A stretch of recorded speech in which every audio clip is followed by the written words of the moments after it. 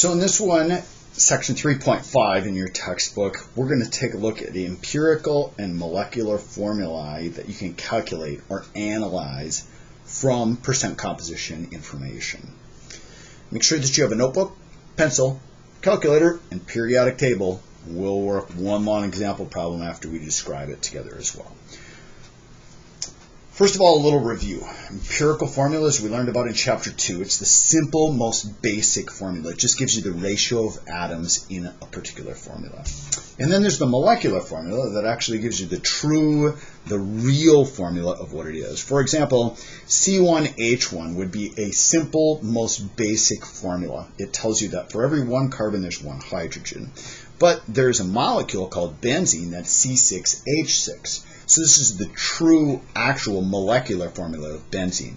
Benzene would have the empirical formula of C1H1 because the ratio is for every one, there's another one. Could the empirical be the molecular formula? Sure, it certainly could be. Take, for example, H2O. What's the simplest ratio? For every two of these, there's one of these. It's called water. And the empirical and molecular formula are the same.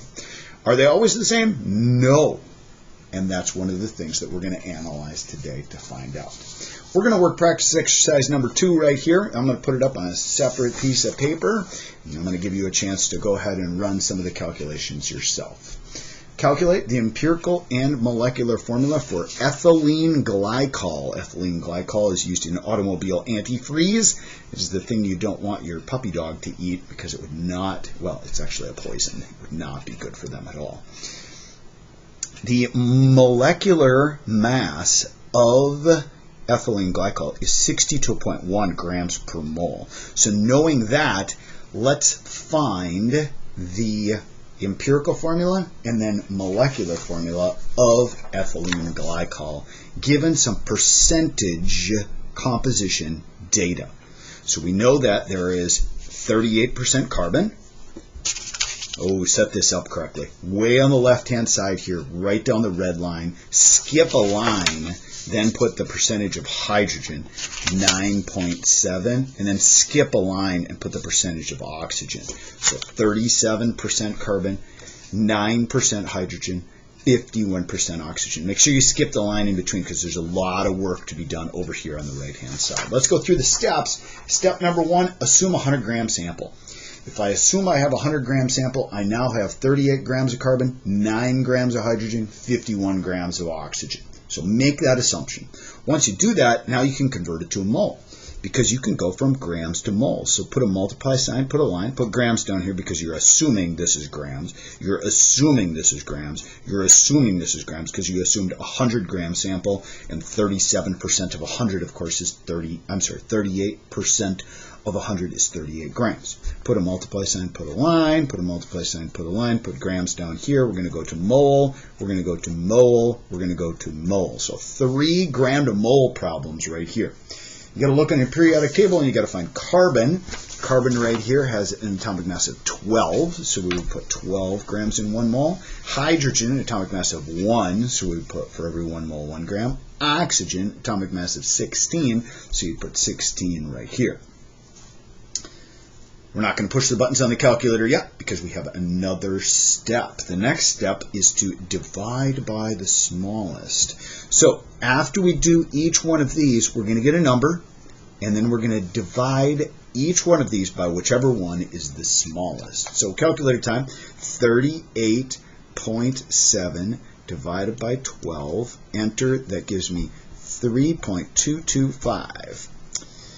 9.7 times 1 divided by 1 is 9.7. 51.6 divided by 16, that ends up being 3.225. Oh, that's kind of nice. Now take a look at these 3 numbers. Which one is the smallest? Turns out 2 of them are the smallest, so we'll divide every single one of them by 3.225 because that's our smallest number. Divide by 3.225 because then we're going to get the simplest whole number or number ratio for each one. This ends up being 1. This ends up being, oh, I better try that on my calculator just to make sure. 9.7 divided by second answer. Ooh, I get 3.007. I'm going to round that to 3. I want to get close to a round number if possible. And then this one's going to be 1. These numbers are now my subscripts in the formula. I now have the C1, H3O1 as my empirical formula, my simplest whole number ratio between carbons, hydrogens, and oxygens. Not quite done yet because it asked us to find the molecular formula as well. To find the molecular formula, we're going to have to add up the empirical formula mass, find the number we need to multiply it by to give us the molecular formula mass. And notice they gave us the molecular formula mass right up here. So we got to add this guy up on the periodic table. Carbon, remember, is 12. And then hydrogen is 1, so there's 3 of them. And then oxygen is 16, and that adds up to 31. So my empirical formula mass is 31 times some number. I'm going to call it N. You can call it X. You can call it whatever you want. And then that's got to equal the 62.1. And we got to get a number that we have to multiply this by to get to here. Can you see it? Well, divide both sides by 31. Divide this side by 31. They go away. N is equal to 2. This number is our factor that we have to multiply each one of these by to get the true molecular formula. So we have to double each one of these, and then we get a formula C2H6O2, and this is our molecular formula for ethylene glycol, the antifreeze. Good luck with your empirical and molecular formula problems.